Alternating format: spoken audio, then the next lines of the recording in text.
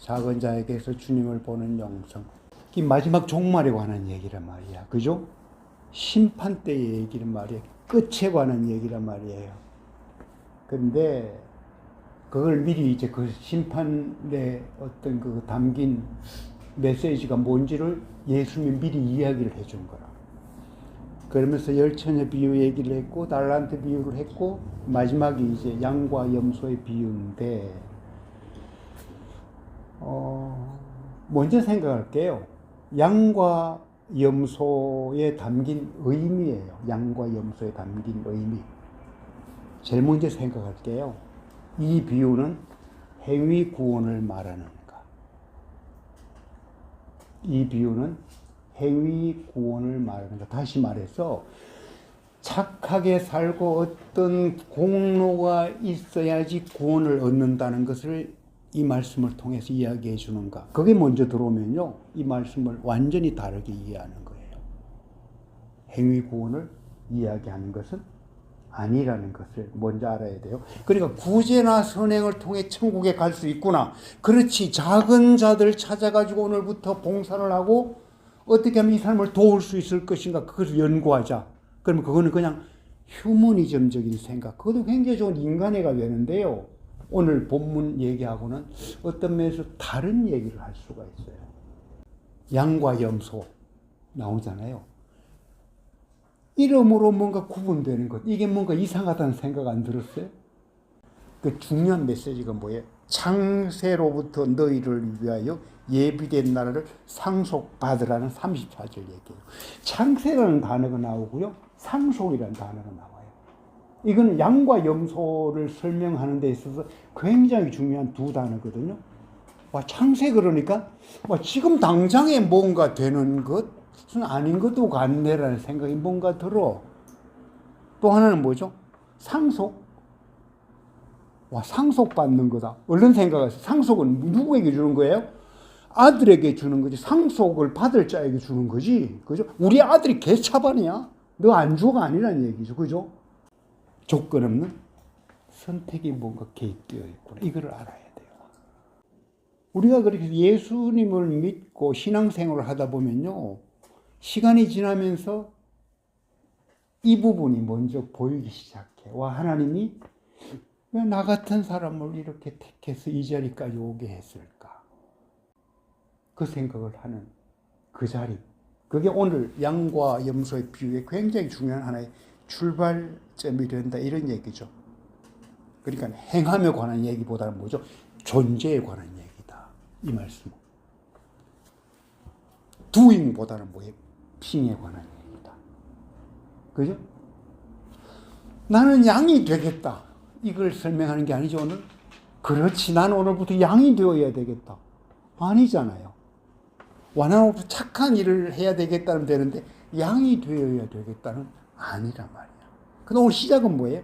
양과 염소라는 이야기로 먼저 출발한다, 이런 얘기죠. 이미 정해놓고 나가. 그런데요, 여기서 중요한, 우리가 그러면은 빙이 있는데, doing이 뭔가 여기 오늘 말씀 굉장히 두드러지는 것 같아. 이 의미가 뭘까? 실제로 오늘 본문 얘기 보면요, 막 이렇게 약한 자를 도우는 그런 행위에 관한 얘기들이 구체적으로 묘사돼. 그죠? 이 얘기들이 뭘까? 그래서 어쩌면요, 여기에서 하고자 하는 얘기가, 너가 창세로부터 하느님 나라를 상속받는 그런 상속자가 되었다.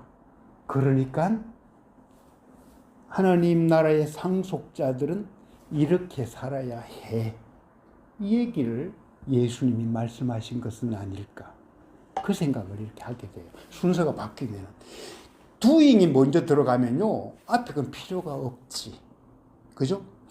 예를 들어요, 남을 돕고 착한 일을 하고 이런 사람들요, 얼마든지 많아요. 예수 믿지 않은 사람 중에서요, 더 많이 나올 수 있어요.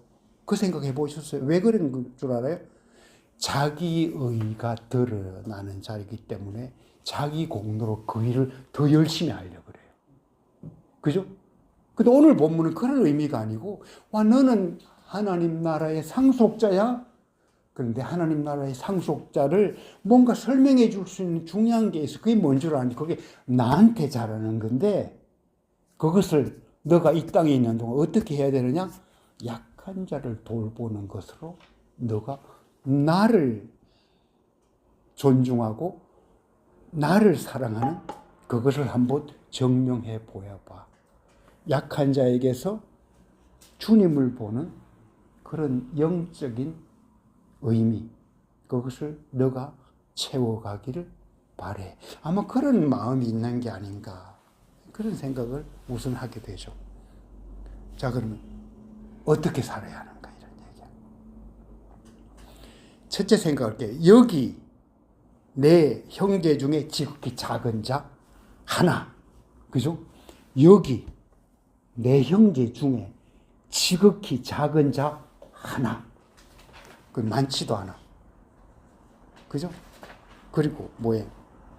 소위 지금 여기야. 쉽게 얘기하면. 세상은 어떤 세상이에요? 지극히 작은 자. 무시하지. 괄시하지. 생각지도 안 하지. 그죠? 그 세상이에요, 그게. 그런데, 와, 그 사람들을 바라보라. 그 사람들을 챙겨라. 이 얘기를 하고 있던 얘기죠. 예수님은 뭐예요? 모든 영혼을 불쌍히 여기시며 십자가를 지셨다.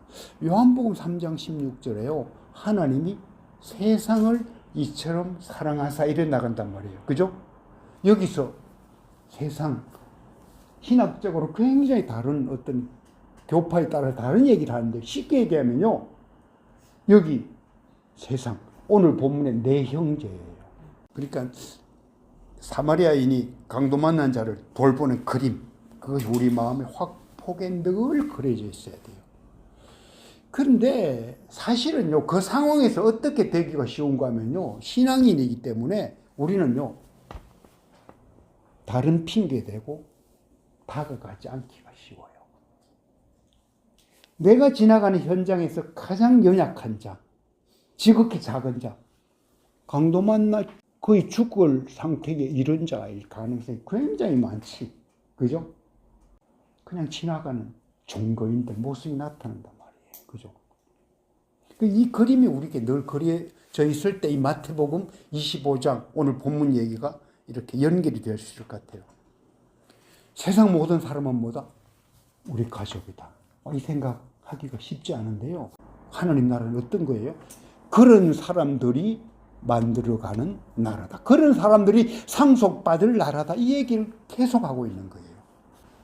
소자, 작은 자, 우리 홀로 된 다비다 자매들, 아이들 당연히 들어가죠. 그죠?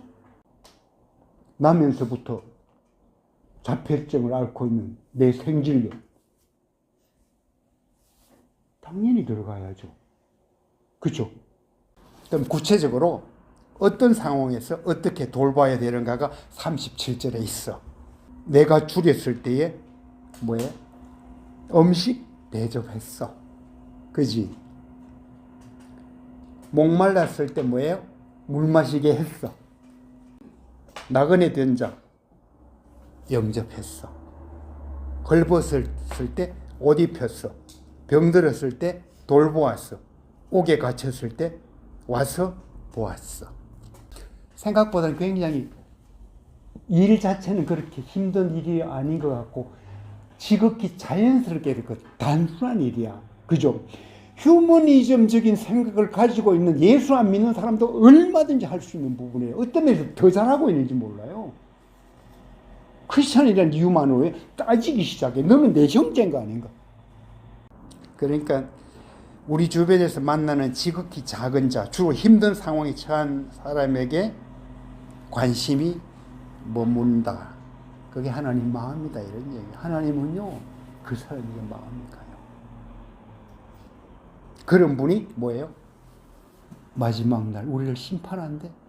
와, 이게 뭔가 하면요, 모범 답안을 가르쳐준 시험 문제예요. 이 심판에 관한, 마지막 심판에 관한 얘기잖아요. 이 모범답안을 우리에게 가르쳐 줬어. 너 이렇게 살아라고. 근데 그 전에 하나님 뭐는 얘기를 해요? 너는 내 상속자다 선언하고 시작해요. 그죠? 그 말은 뭐지? 나는 너를 반드시 구원한다고. 근데 이렇게 좀 살아라고. 이게 답안지라고.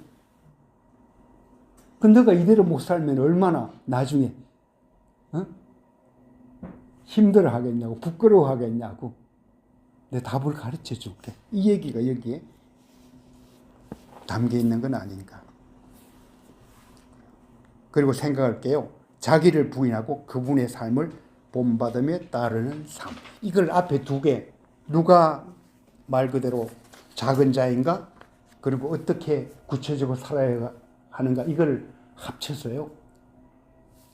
자기 부인이 굉장히 중요해요. 내가 드러나면요. 남을 돕고 하는 것 하나하나가 의미가 없을 수가 있어. 자기의야, 그거는. 그죠?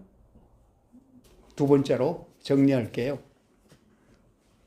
내가 부를 마지막 연가. 그렇게 제목을 정했는데요. 여러분, 톨스토이라는 분 알죠? 굉장히 영적인 깊이가 있는 질문을 하면서 살았던 사람이에요. 세 가지 질문.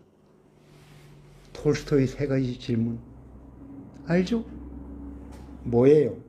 가장 중요한 때는 언제입니까야? 지금이라는 거. 그죠? 그 다음에 가장 중요한 사람은 누굽니까야? 너가 같이 지금 만나고 있는 사람. 그죠? 마지막 세 번째, 가장 중요한 일은 무엇입니까? 뭐예요? 그 사람에게 선을 행하는 일. 그 세 가지예요. 자, 이걸 가만히 보면, 전 톨스토이의 어떤 이 질문 속에서요, 오늘 실제 그랬을지는 모르는데, 제가 톨스토이를 이렇게 그 마음속으로 들어가 보면 이 말씀 보셨을 것 같아요. 여기 내 형제 나오잖아요. 그러면 이 얘기를 하려면 뭐예요? 여기 내 형제라는 말에 내가 그 반응하려면 뭐야? 지금 반응해야지. 그지? 내 형제. 모든 사람 다 들어가니까 그 사람이야말로 지금 내가 만나고 있는 사람이야말로 내 형제의 가장 소중한 사람이지. 그리고 뭐예요?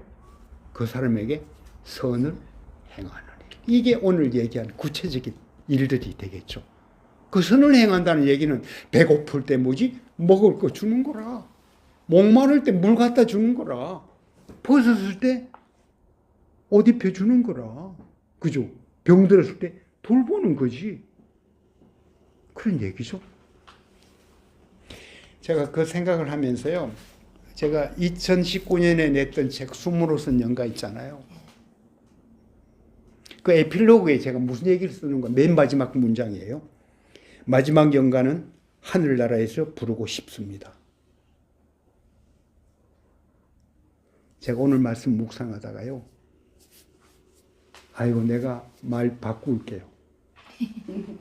마지막 연가는 뭐예요? 지금 쓰라는 얘기예요. 책을 내라는 게 아니고요. 지금 쓰라는 얘기예요. 어떻게 쓰라는 얘기예요? 내 형제 중에 지극히 작은 자에게. 그죠? 어떤 면에서 아주 작은 일일 수도 있지만 그 일을 하라. 그게 뭐예요? 내가 부를 마지막 연가다예요. 이 땅에서 부르라 이런 얘기예요. 그렇죠? 저는 그때 괜히 폼 잡고 더 이상 하나님 내가 이걸 책도 안 내겠습니다. 이 생각하면서 말이에요. 마지막 연가는 하늘나라에서 부르겠습니다. 근데 하나님이 그래 책 안 내도 좋아. 그 땅에 그거 좋은데 지금 쓰라고. 지금 연가를 부르라고. 그쵸? 날마다 부르라고 연가를.